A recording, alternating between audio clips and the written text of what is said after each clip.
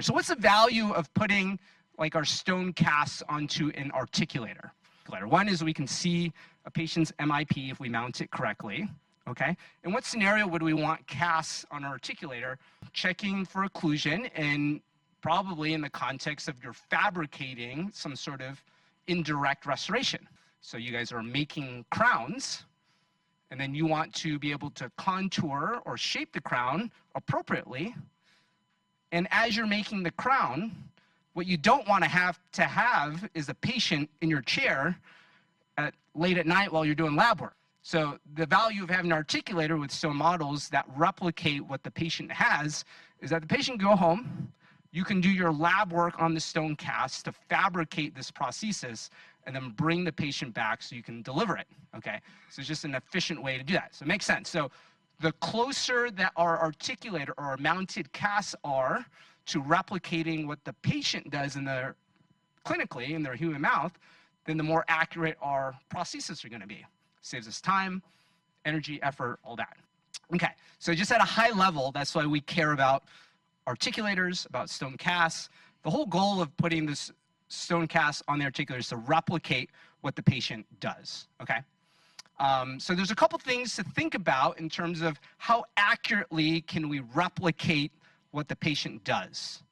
The first thing that we've mentioned already is this idea of maxillomandibular relationship. Right? How do the upper and lower jaws relate to each other? And then we have one concept of maximum intercuspation. So in a very kind of simple scenario, which I would say most of our patients that we see in our clinic have a fairly stable maximum intercuspation. And then the second thing we want to look at is, well, how are those upper and lower teeth mounted relative to the hinge axis? Okay. So the hinge axis, you can think of it as just that straight line through the two condyles. That's the axis in which the jaw will either kind of just rotate in opening, or it'll rotate and translate, right, if you're doing excursive movements. So let's go back into this definition that we talked about in our D1 class, right? Mutually protected occlusion. What's our ideal occlusal scheme? Right, we have this concept of back teeth protecting front teeth protecting back teeth. So you can think of maximum intercuspation as like a static, right? The end point position. So it's the starting and end point position. And then the mandibular excursive movements is dynamic, right? Things are moving, okay? So the question is, how do both those things that we talked about, one, the maxillomandibular relationship and the relationship to the hinge axis, how do they affect the accuracy in MIP and our excursive movements? So let's explore this, okay? So let's just start with the simpler example of the maxillomandibular jaw relationship. Different terms that you also hear, some people just say the bite, jaw relation. So those are all other terms that kind of mean the same thing. So how do the upper and lower teeth come together? And we talked about this prior, so I'm not going to spend a whole lot of time, but ideally we have a bunch of teeth touching, cusps of fossa, and they're stable, right? So we can just hand articulate these stone casts together, okay? What would prevent that, or what's something that would cause our hand articulation to be inaccurate or not faithfully replicate what the patient's mouth does?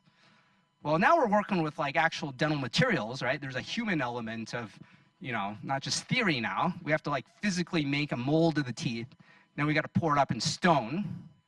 So sometimes we have these little air bubbles that occur when we're making our alginate or whatever impression. And then when we pour it into stone, you have this positive bubble that you know it's not really there in the mouth.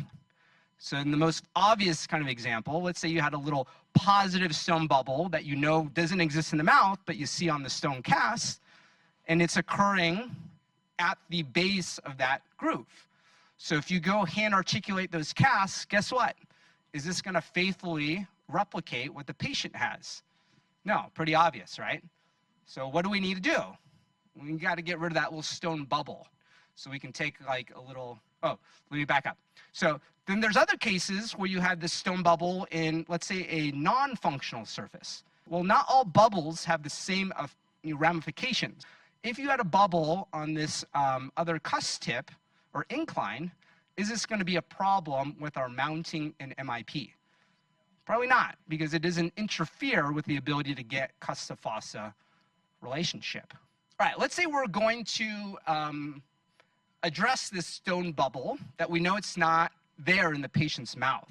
So you can take a cleoid discoid, and we want to remove it. So the question is, if we're going to remove it, are you better to err in removing too much or err on removing just a little bit less? So if we take this discoid cleoid and remove it, so that's an example of removing more than what we see in the mouth, okay? So how's that going to affect our mounting?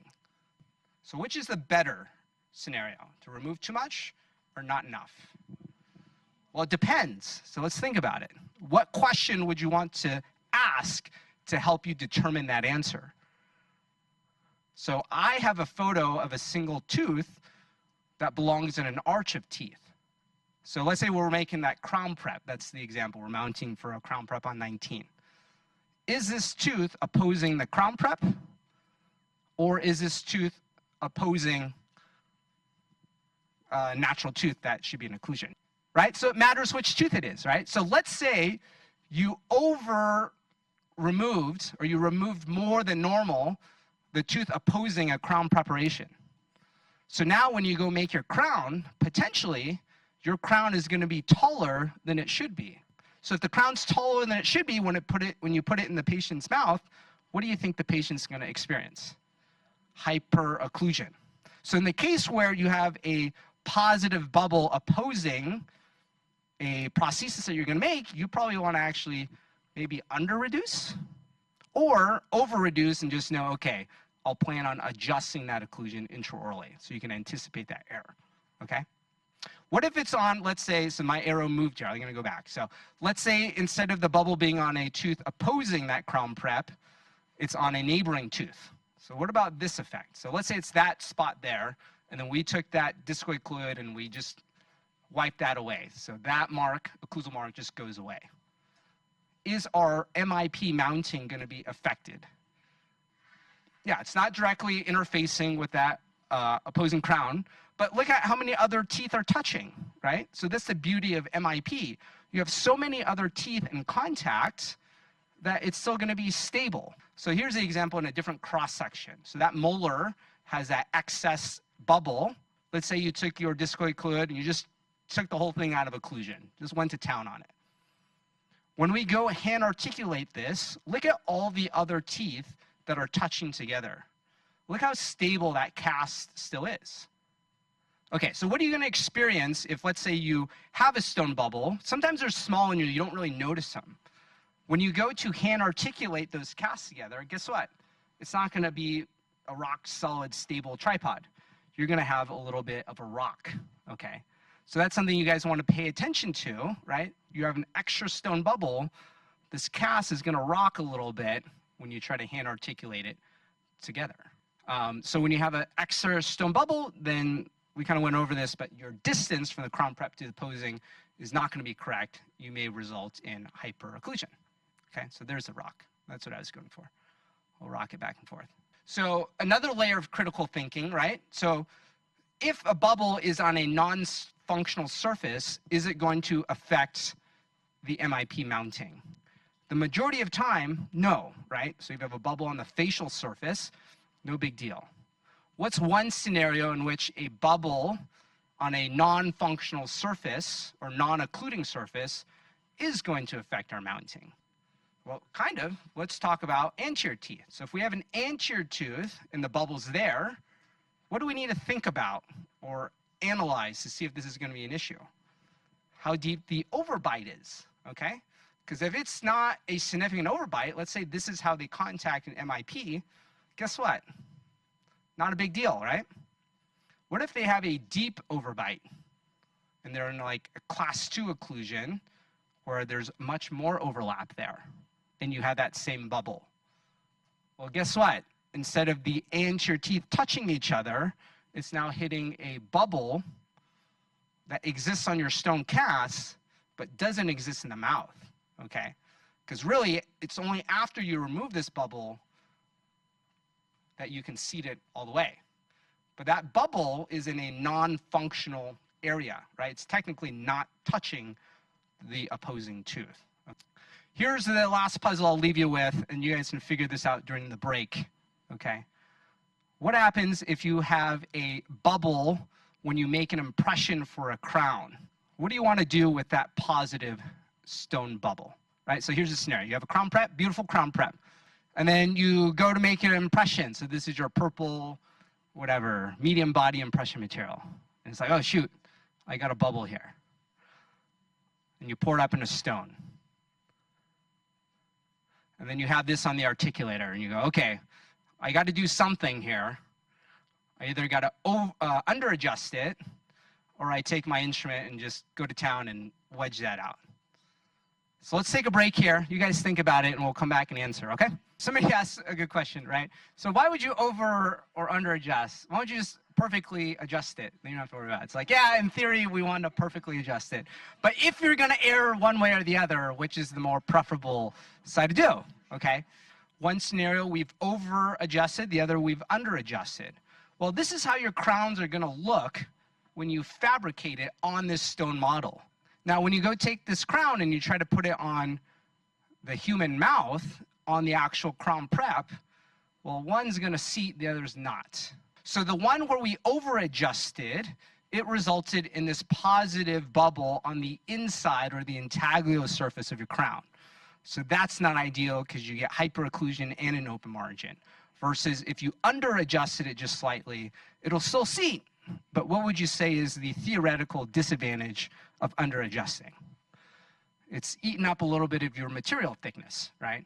So if you're on like an edge case where, oh, I just barely have enough thickness for ceramic, and I had this error, maybe you're a little bit more prone to fracturing that crown if it's like a ceramic crown. So let's go back and recall back to your D1 year. Remember we had these 4 different scenarios just to illustrate kind of different mounting principles or methods of mounting casts together. So we have different scenarios with different combinations of either open bite or missing teeth, and there's different ways in which we can help stabilize stone casts together.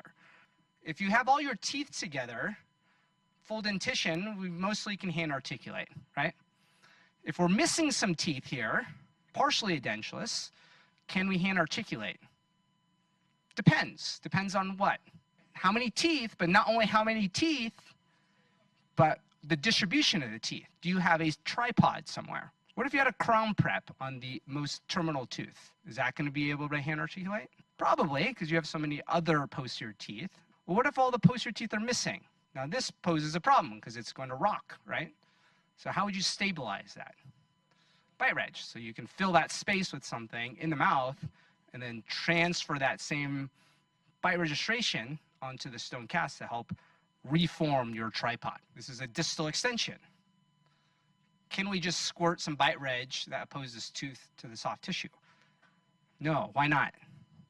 Because tissue is displaceable. Perfect.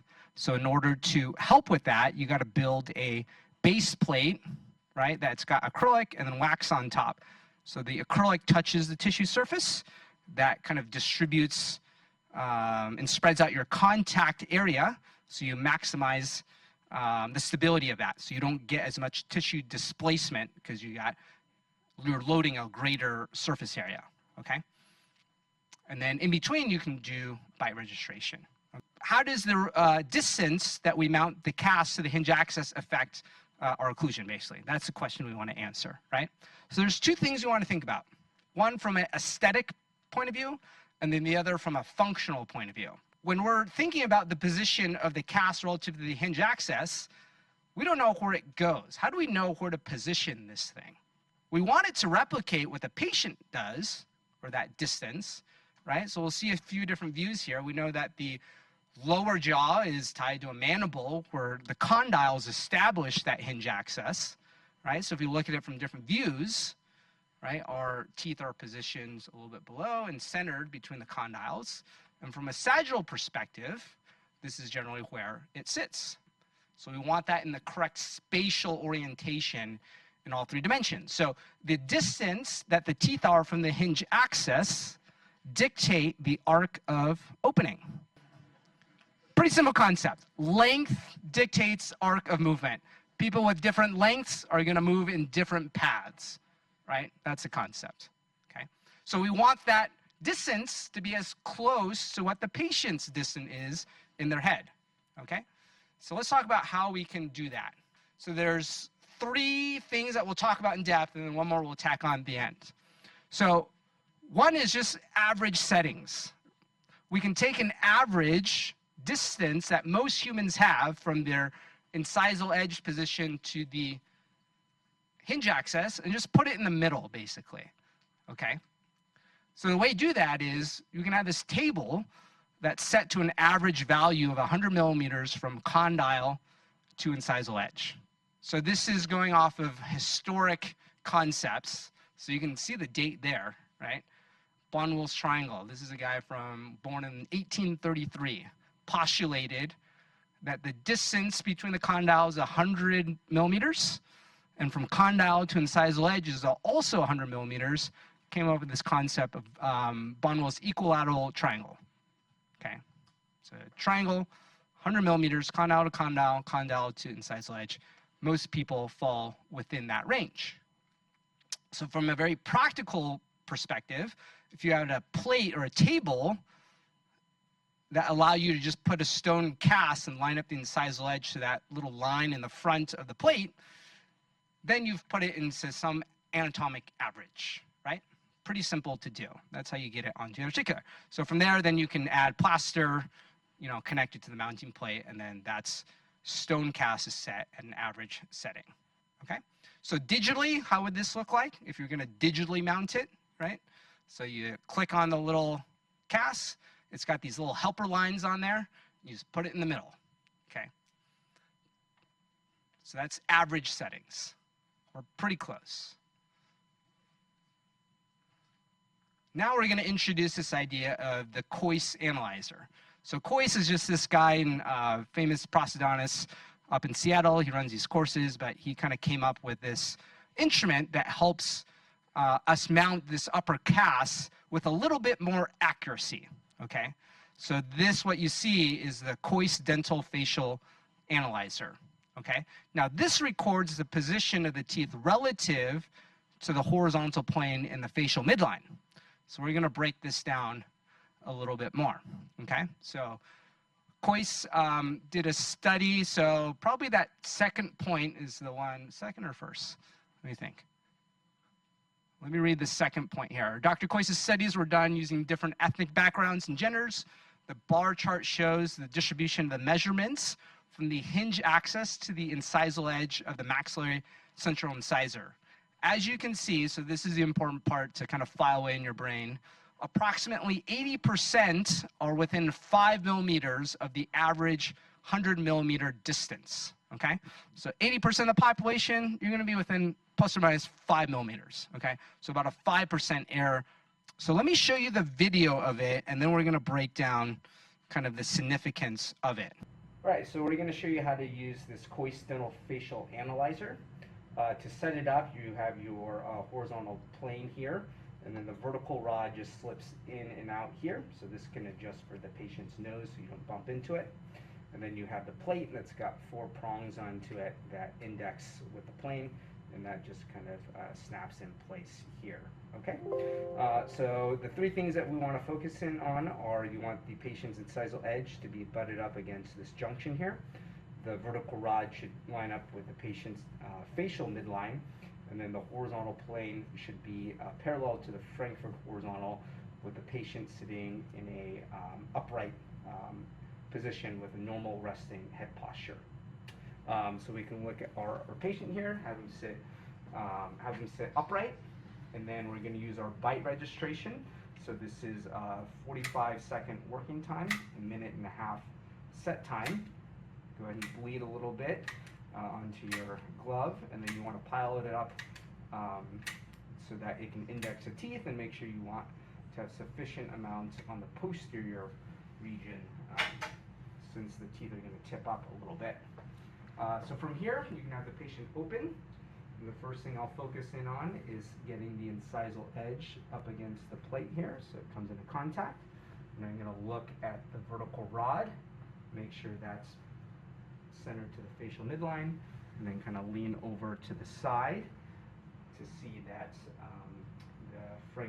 the plane is parallel to the Frankfurt horizontal with him in a normal resting head posture. So we let this set for about a minute and a half, and then we can remove this from the mouth. Okay, so that's what you guys are going to do on each other, okay? And we'll break down each step and the significance. And then after you've done that, we're going to use that plate to help mount. Okay, so we're going to show you how to finish off mounting your cast here with this dental facial analyzer. So you can pop off the plate here, so you get a little buffalo knife, find a little gap in the back, and then kind of wiggle it from the different directions until it pops out. So you have your mounting stand here, so it's got the same 4 holes, so you kind of line that up until it drops in, and that secures a plate to the mounting stand. Sometimes you have a little extra material here in the back, so if there's some of the bite ridge that leaks over, you can take a blade and just trim off the excess so it's not hitting against the stand here. So this is magnetized, so this will just snap on. There is a 0 mark on here, so you want to make sure that that's set at 0, and then you also want to make sure that your pin is to that 0 mark, which is the red line. Okay, so that ensures that this portion of the articulator is parallel to the horizontal plane. And then from here, you can set your maxillary cast to index against the bite ridge that you had made in the mouth. And then you have your mounting plate, which also has a magnet. Pay attention to this. You have a flatter portion that lines up with the flatter portion of your articulator here. So make sure you don't get that reversed here, and then that snaps in.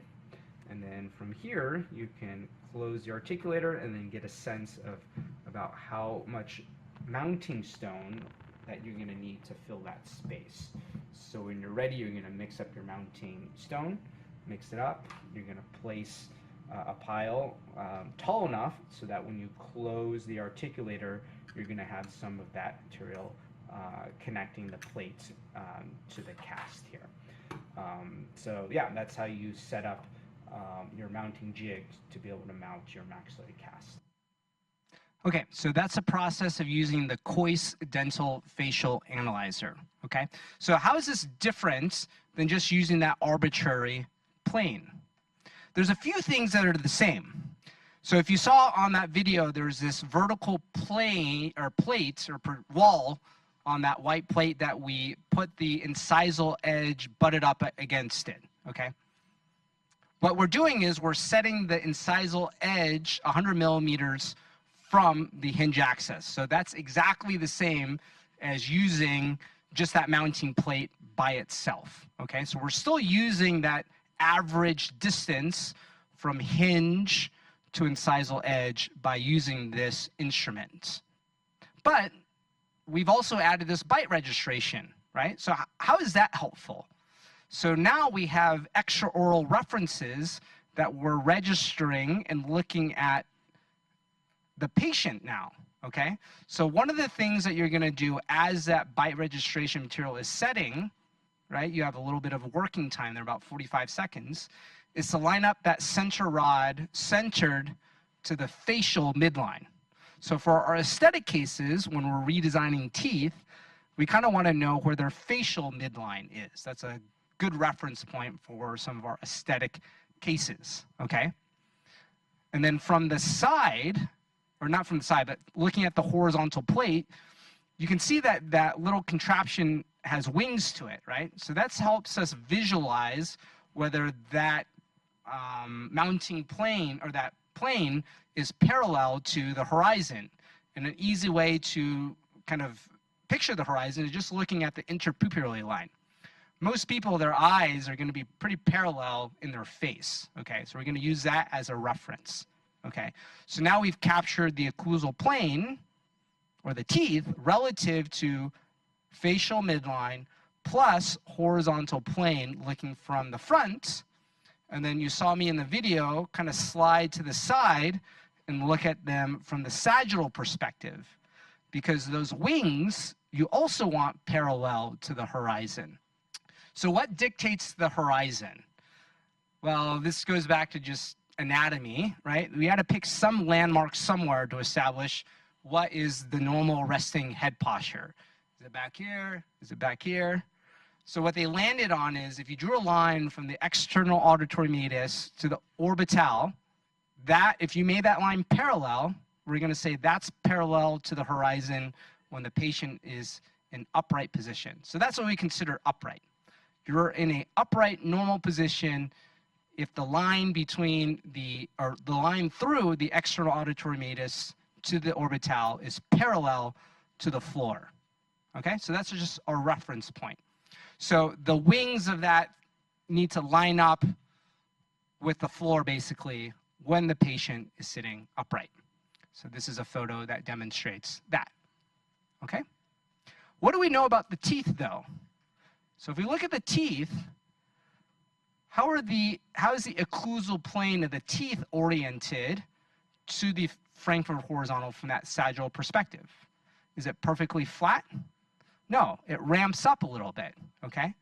So here's the advantage of this coincidental facial analyzer.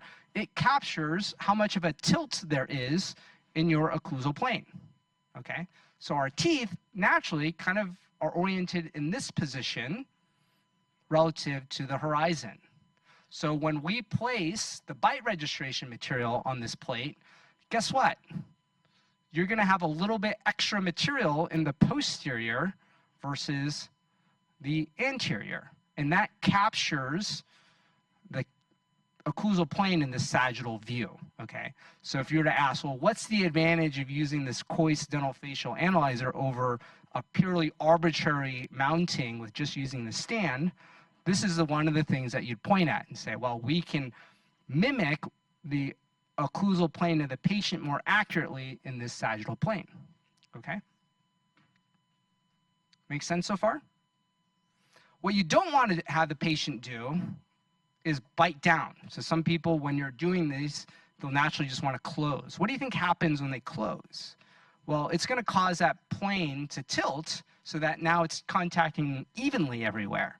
So then when you go transfer this cast to the articulator, well, you've kind of lost that information, right? Now you're just mounting it flat to the plane, which is essentially the same as just using the plate, the mounting plate by itself, right? Didn't even need to make this registration. Wasn't helpful. Didn't give you any extra information. The other thing too is, when we did the arbitrary mounting, we probably just looked at 8 and 9, the midline, and just put it in the center of that mounting jig, right?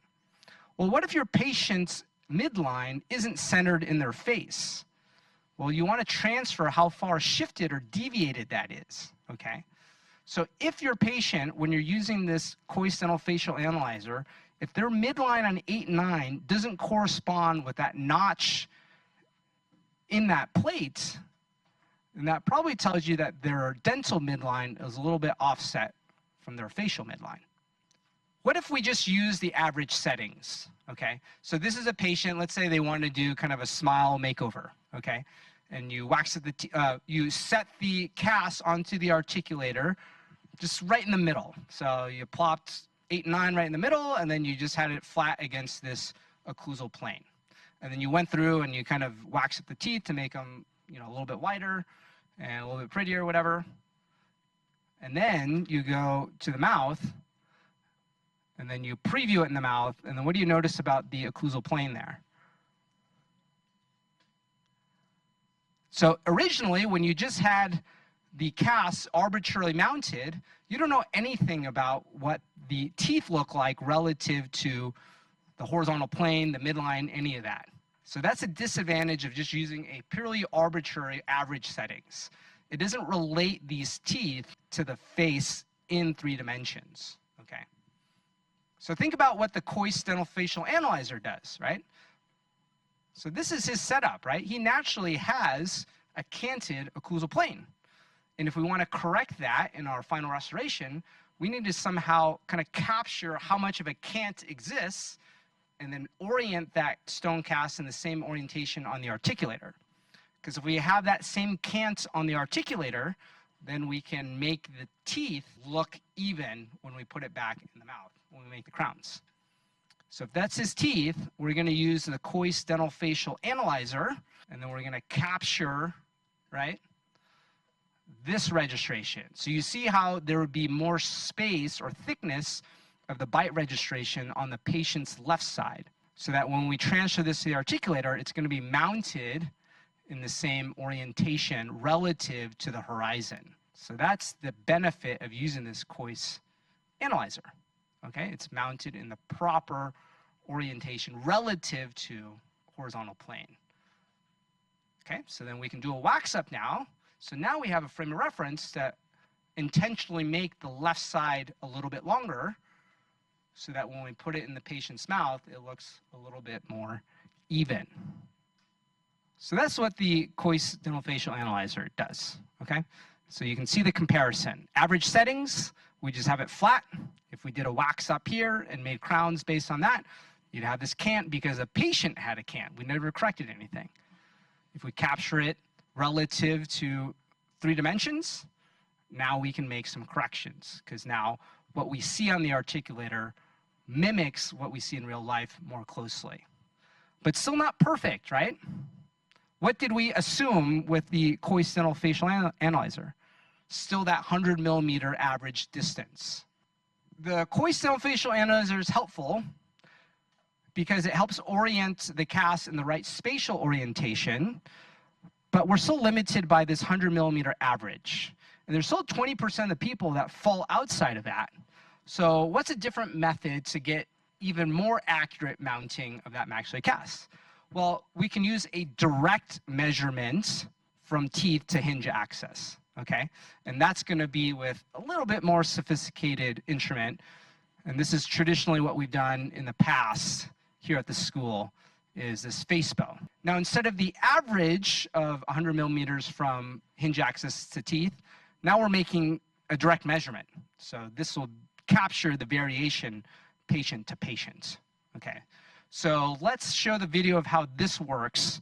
So the first thing we're going to do is get the bite registration for the bite fork, and the material we're going to use is the purple Regisil, because that gives us a little bit more working time than the Take One, which is the green material. So we'll bleed a little bit, and you just need a little bead here, and there's little holes in these bite forks that act as mechanical retention.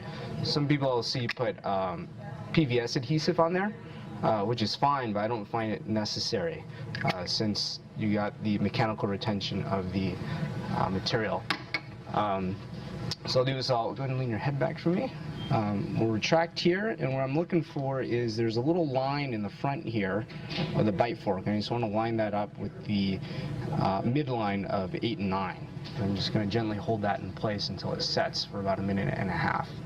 So I've inserted the bite fork into the appropriate slot here, and the way I like to explain this procedure to the patient, because it looks a little scary, is I'll describe it as a tripod. So I'll tell them there's 3 points of reference. This part will go in your ears, this part will go over the bridge of your nose, and then where we took the bite fork, that's where we're going to index the teeth. So this part toggles back and forth, and I'll have the patient help me by holding on to the sides here and inserting those into their ears so that it's as comfortable to them as they can be. Okay, go ahead.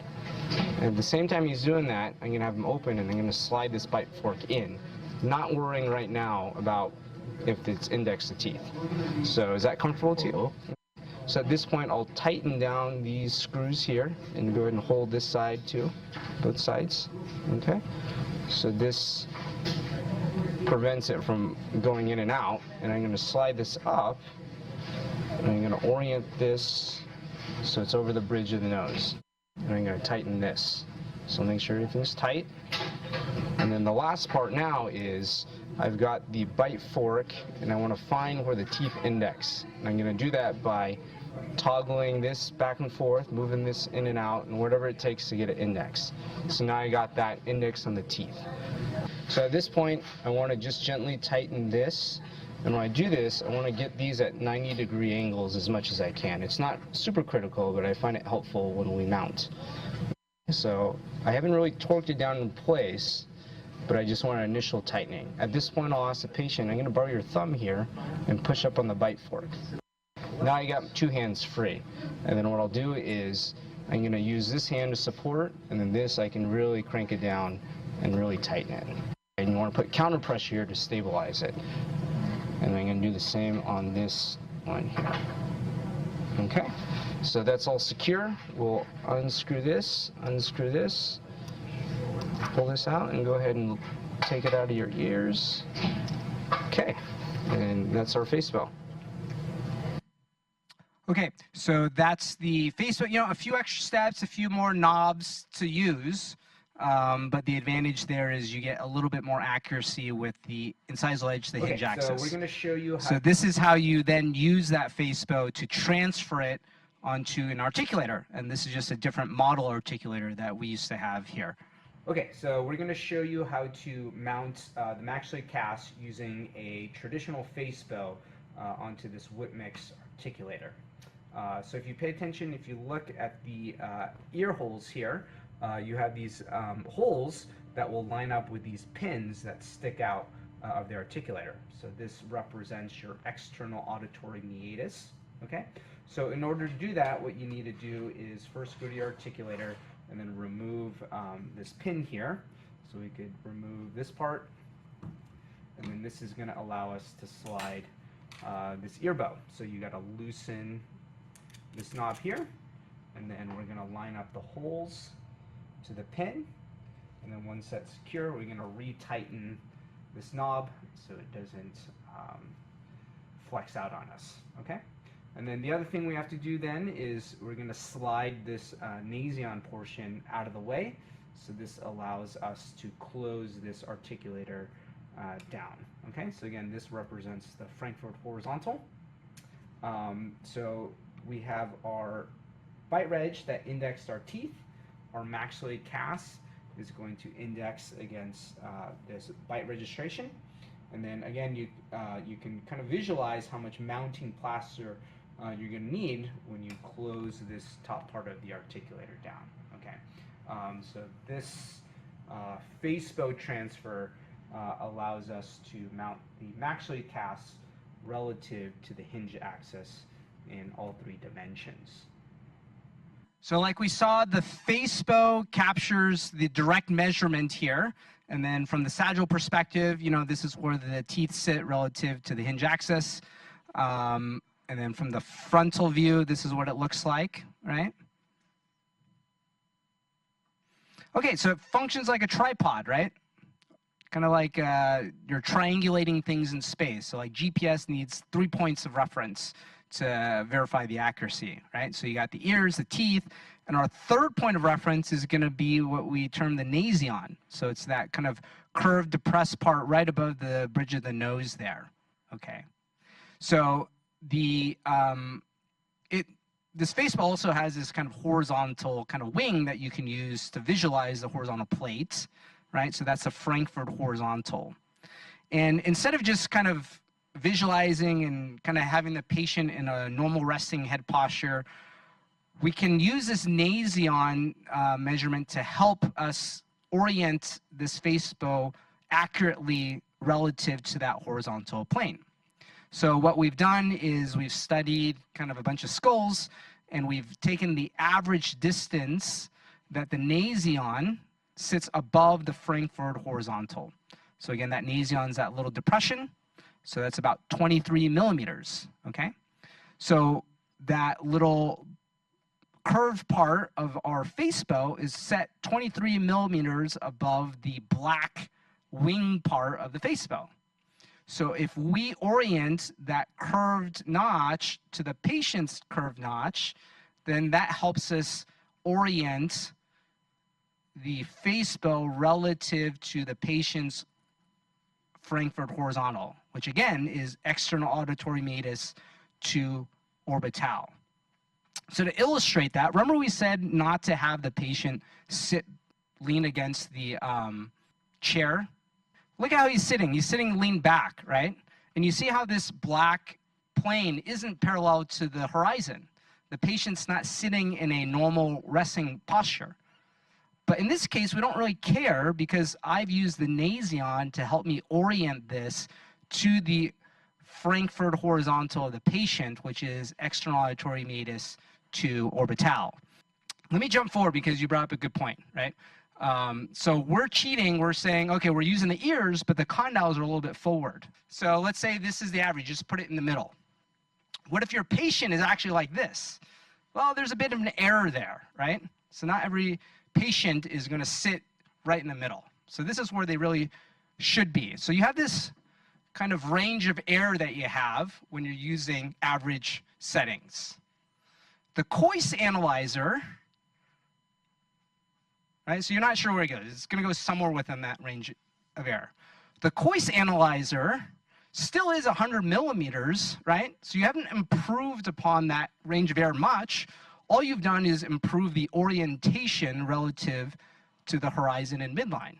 So it's helpful in aesthetic cases, but in terms of measurement-wise, it's only a little bit more accurate, okay? So that circle is just a little bit smaller. Your Facebow measurement is going to be more accurate, so that range of error that you are from that true hinge is going to be much smaller, and you still have a little bit of an error because of this estimation of external auditory meatus to condyle, right? So this is what I'm showing here. So it's not using a perfect reference point. So how do we get this true hinge axis? There's actually something we can do to actually get the actual point in which the human body rotates around the condyle. And that's using what we call a kinematic Facebow. And this looks absolutely crazy, right? So who would nerd out on this and wear this to get the true hinge axis? So this is a kind of complicated Facebow that has these little stylus, and they'll draw on that piece of paper and kind of capture all these different motions so you can find the exact points anterior and inferior to the external auditory meatus of where your condyle actually rotates in the human skull. You could use something fancy like this, right? There's digital ways now to capture this true hinge axis, but this is the Facebow that you would use to kind of find that, right? So you see the photo on the right, they've located the point in which it undergoes pure rotation, and it's a little bit in front and below of where the external auditory meatus is, okay? Obviously, we're not going to go through the steps of how to use this kinematic Facebow, but theoretically, that's it's available, okay? So here, what I want to show is just the chart of accuracy versus effort, right? So this kind of answers your question of like, well, why? Why would we do this? So effort, I would want you to think about is not only time in the chair, like how long it takes to do all this stuff, but also the cost of like buying the equipment, right? So as a clinician, you're trying to figure out, okay, what's worth my time and what's can we skip over, okay? So when we look at the average settings, right, we know there's some error involved. So the accuracy is kind of, what do the kids say now? It's mid, right? It's kind of the midpoint. Average settings, but very little effort, right? You don't even need extra equipment. You just put it on the plate. Well, I take it back. You need the little mounting plate. But whatever cast you have, you just plop it in the center, right? And you're done. Throw some stone on there, mount it, okay? The Coyce facial analyzer, a little bit more effort. What do you have to do? Squirt some bite reg, look at the patient for about a minute and a half, orient it in the same way, take off the plate, line up the 4 prongs, and seat it, okay? So a little bit more effort and just a little bit more accuracy, right? Because you get the aesthetic benefit. The Facebow, improved accuracy because it's direct measurement, but look at all the knobs you had to turn. Didn't take that long though, what, 2 minutes maybe? Okay. And then the kinematic Facebow, a lot more effort. That's like an hour in the chair to increase the accuracy to find that true hinge axis, right? Remember, we said the average setting, you're about 5% from where the true hinge axis is. So the idea here is that at some point you get this chart of diminishing returns, right? Is your effort, time and energy, money, worth that accuracy? If we were to chart out and just kind of visualize where do most dental cases fall under in terms of how much accuracy we need to successfully construct a crown, we're going to say that most of those cases that we use an articulator design teeth are going to be on the very far left side. We don't need that much accuracy to accomplish kind of our goals. And there's going to be a few edge cases that we would say, oh, we really want to spend the time to accurately map out the exact path that the jaw moves in every single direction, okay? So the reality is, right, because many of you have worked in dental offices or been around offices. How many of you have seen a Facebow used in private practice? Right, so you look around, this is the reality of dentistry, that this level of sophistication is generally not needed, because most of general dentistry, we're doing like a crown or two, right? We're going to see, and we're going to touch upon this a little bit more, that, you know, if you just need to adjust one crown in hyperocclusion, hypoocclusion, or excursive, that's very manageable. You start getting to the edge case, where you're doing a full mouth reconstruction, 28 teeth need crowns, and if you're wrong on your mounting or settings, well, how many teeth you got to adjust now? 28. And then now you're really in the deep end, because you got to adjust, let's say, the lingual of the second molar. You can't see anything back there intraorally, clinically, because if you have an error, you can't trust your articulator anymore. You have to use the human articulator as your kind of biting, your reference, right? And if you're doing all this intraorally, there's no level of kind of accuracy that you're going to be able to achieve by kind of going in the mouth. Much more difficult, okay? So that's kind of the overarching principle. So let's get into we saw the example of the aesthetic benefit.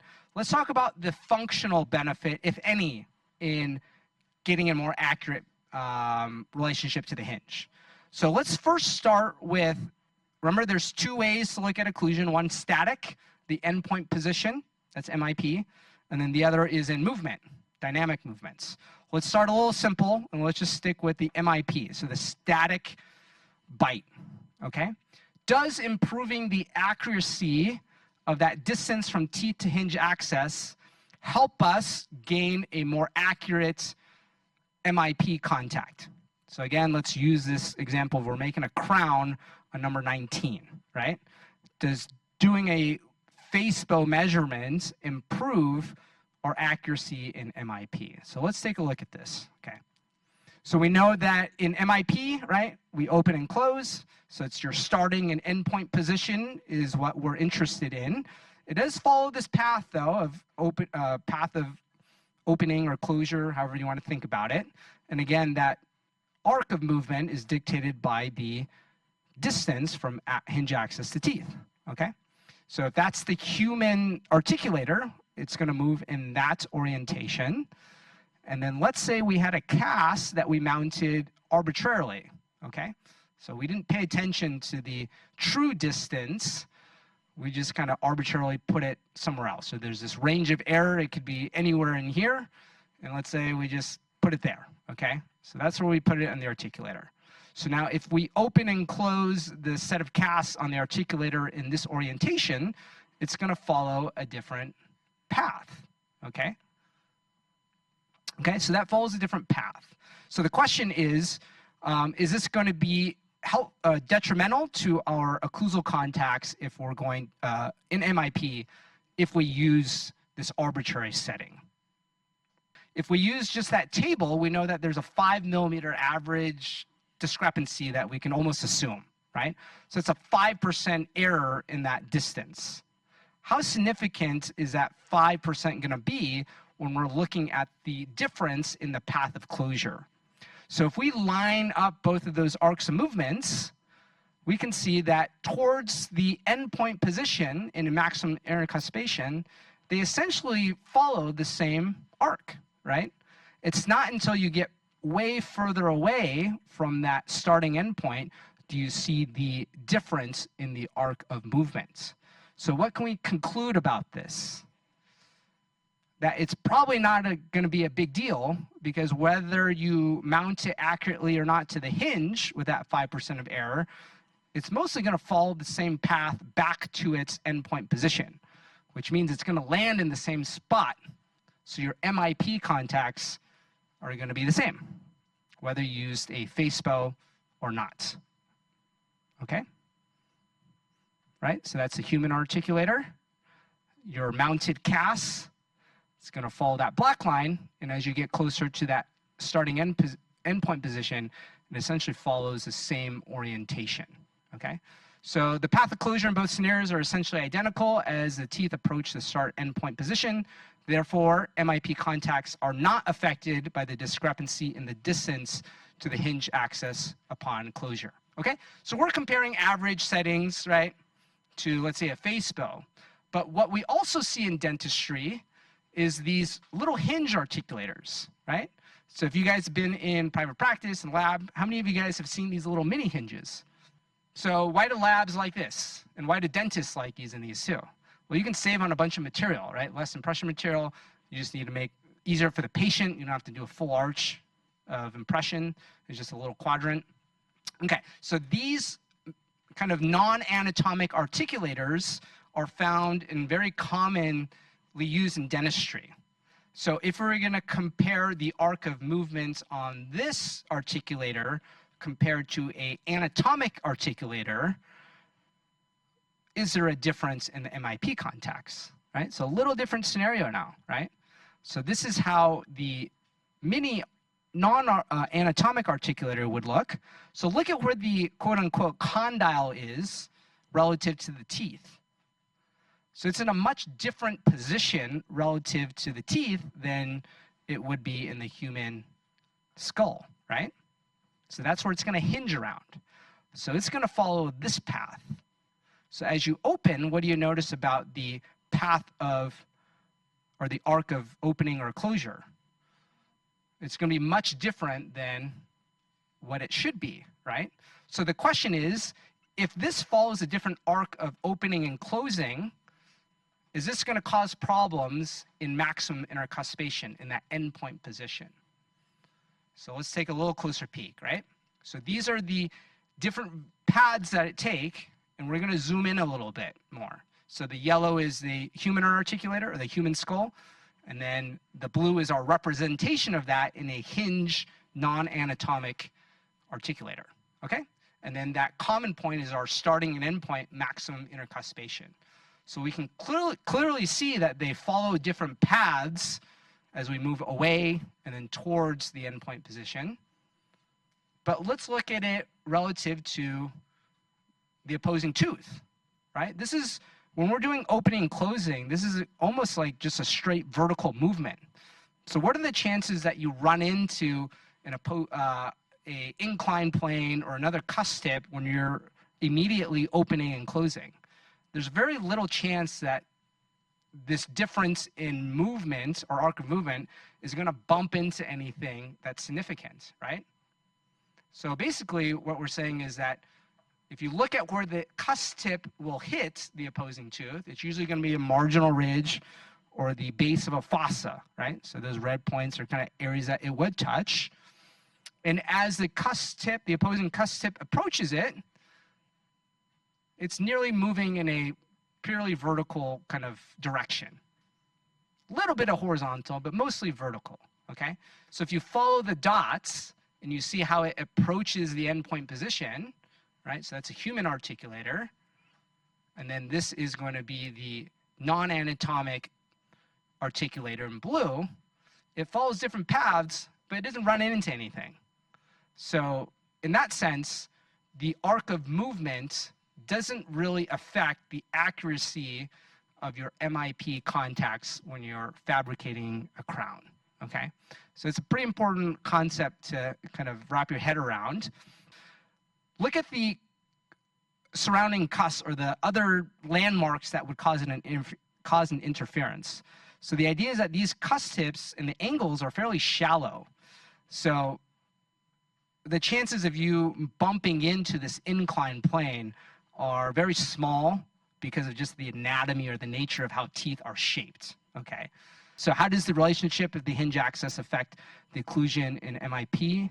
So in MIP, there's really no effect, okay? Whether you use a Facebow, true hinge axis, or arbitrary settings, if you got your upper and lower hand articulated correctly, you're gonna end up with the same occlusal contacts, okay?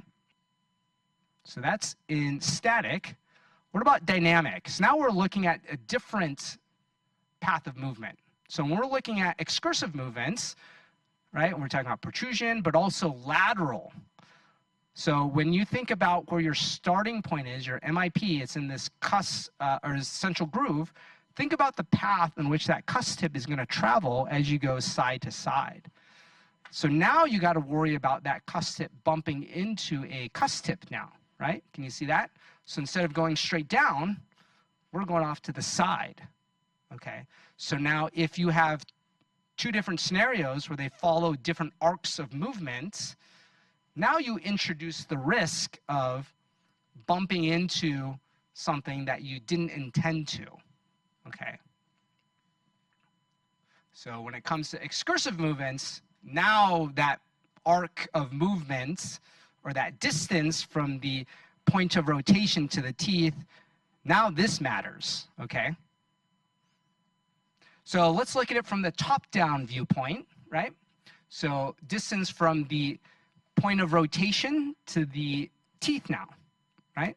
So instead of just hinging, opening, closing, now we're doing lateral. Remember we talked about the different movements. If you moved your jaw to the right, it's your right condyle that rotates, your left condyle traveling down the articular eminence, okay? So if we're moving to the right, this is how things move. So let's compare that same kind of example where we take a non-anatomic articulator versus an anatomic articulator and see how those paths of movement differ from the different viewpoint now. Now we're looking straight down the teeth instead of from the side.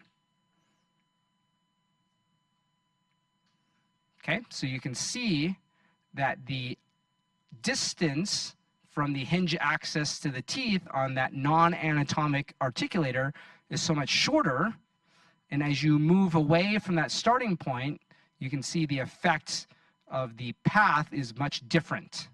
So when we kind of map out a scenario when we're designing a crown, we're going to see that the cusp tip that opposes it travels in a different direction pending where your teeth are relative to the hinge axis, okay? All right, so here's two examples.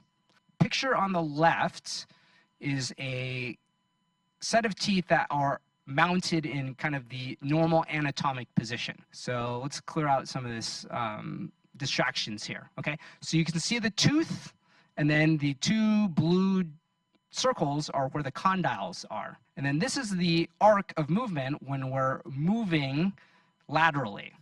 It's going to rotate along this circle, right? So let's start with that dot there. So pretend this is the opposing cusp tip. And then we ask the patient to move your jaw to the right side, okay? So the lower jaw is going to move, and then this is the path in which the teeth are going to move in, okay? So it follows that arc. Follow me so far? So if you were to kind of trace the potential path of interference, it's going to be that line there, okay? Let's compare that to a non-anatomic articulator. So this photo here is kind of mimicking what the distance of the point of rotation to the tooth of a non-anatomic articulator, something that would look like this, right? So this is if you use like a triple tray. So you can see that the point of rotation relative to the teeth is drastically different than what the normal human skull would be. So if you look at the movement as you kind of test it on the articulator, moving side to side, this is going to follow a much different path than what you see in reality, right?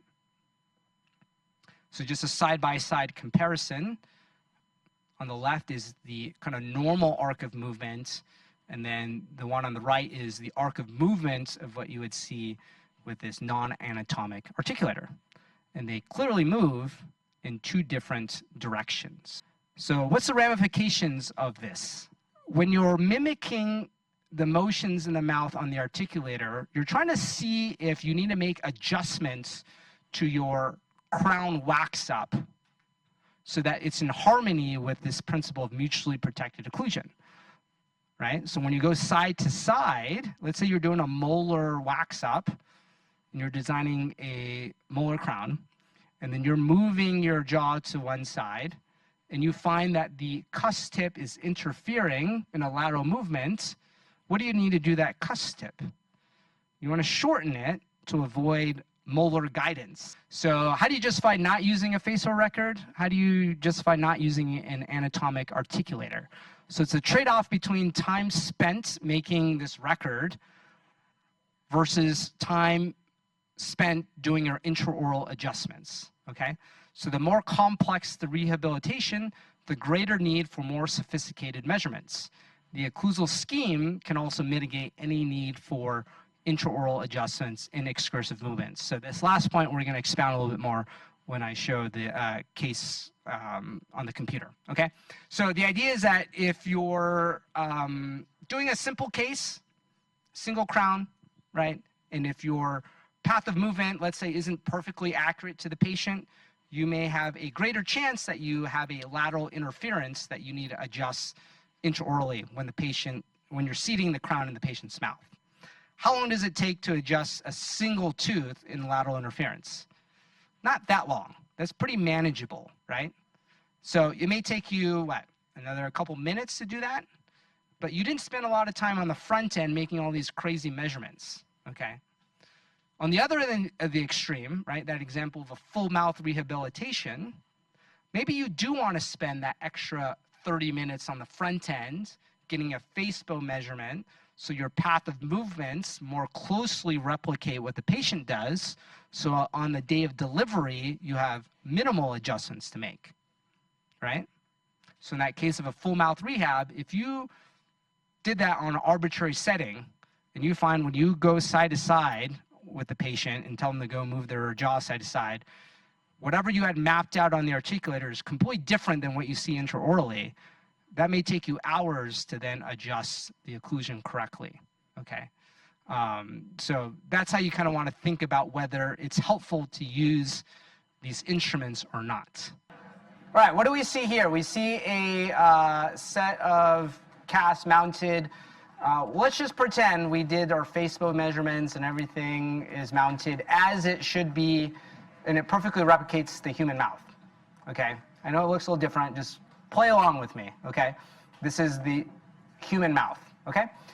So here let's turn off the helper lines, and I'm just gonna isolate out this movement to the right side. So right working movement, right? So patient slide jaw to the right side, okay? So we can see here, let's pretend we're doing a full quadrant, or 3 crowns here, from premolar, first premolar to molar. And what we want to keep with the patient is, let's say they're in group function. So we want to return them back into group function, okay? So you can see here as I rotate or move the jaw to the right side, you can see the markings here, right?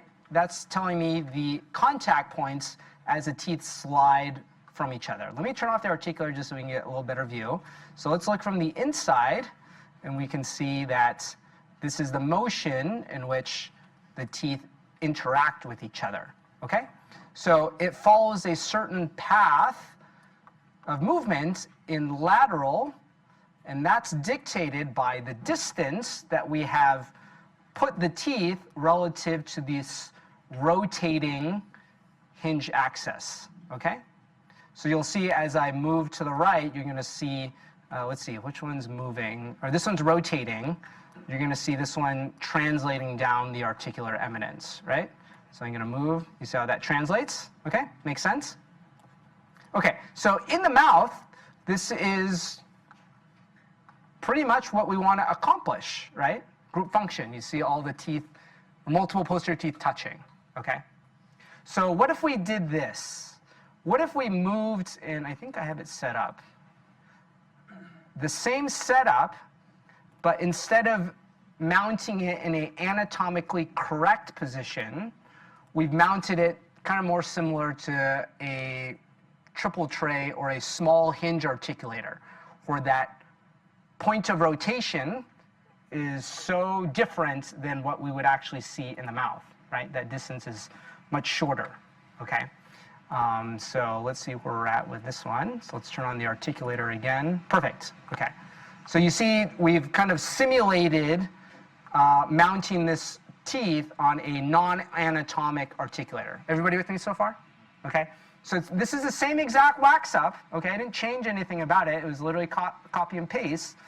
Now, if we're checking, right, the patient's gone. So we don't know, we're only relying on the articulator to see how we should adjust things, okay?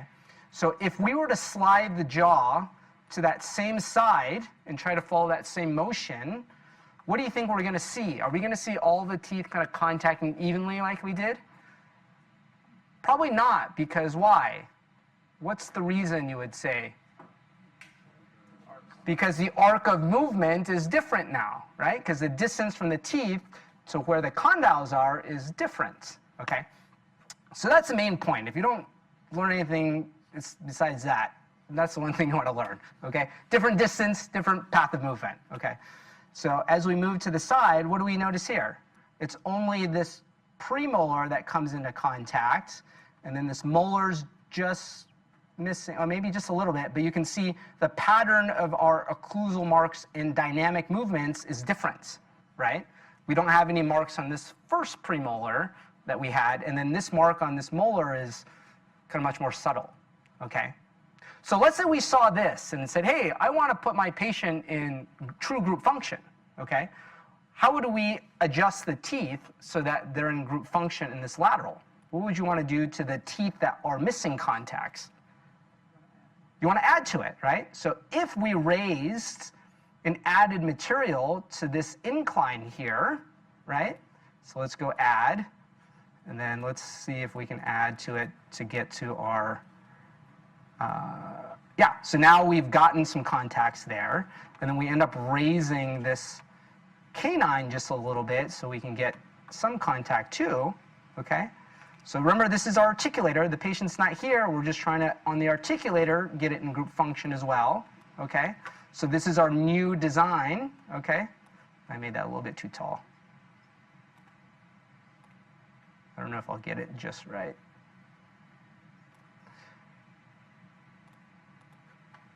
Let's see if we can cheat it just a little bit.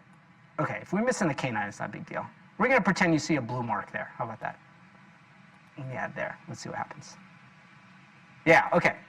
Now we're in group function, right, on the non-anatomic articulator. With me? Okay, so let's say we bring the patient in, okay? If we bring the patient in, okay, the patient's going to function in an anatomic position. So the anatomic position, really, the patient's going to be closer to where the center line is, right? So we're going to move these teeth on this software to simulate the patient coming in, and now we're going to seat those crowns on those preps from first premolar to molar, okay? So all we've done, we haven't changed any of the teeth wax up, we've just changed the position on the articulator. So as we slide now, what do we see? We're not in group function, okay? So what's the principle here? Is that because we designed these crowns on a non-anatomic articulator, and we made those teeth in group function in that orientation, when we move those crowns to the real life orientation, the teeth move in a different pattern or path that may lead to a different result when we're checking the occlusal marks in excursive movements. Let's see how canine guidance ends up being our savior in some respect and kind of disregards everything that we've emphasized in terms of having the correct distance, okay? What do we know about canine guidance? If we have canine guidance, it allows for separation of all the back teeth, okay? So we're going to intentionally put this guy in canine guidance, okay? So let's raise this up a little bit, and I'll accentuate it just so it's obviously in canine guidance, okay? And if we move to the right side, guess what? only the canine is going to come in contact, right? So the canine is guiding that movement, and it's allowing separation of all the other teeth there, okay? Right? So that's how canine guidance would look like from the back, right? The canine glides, and it's that incisal edge contacting the lingual surface of the upper canine. And if you look at the posterior teeth, they're free of contact. So see how much clearance we have there, okay? So if you have canine protected occlusion, and you have sufficient clearance in the back teeth, or by default, if you have canine guidance, you have clearance, that kind of minimizes the effect of the teeth moving in an incorrect path. Because even though we see these teeth, this posterior teeth moving in a different path, it kind of doesn't matter because the canines allow for separation. So that's the other point.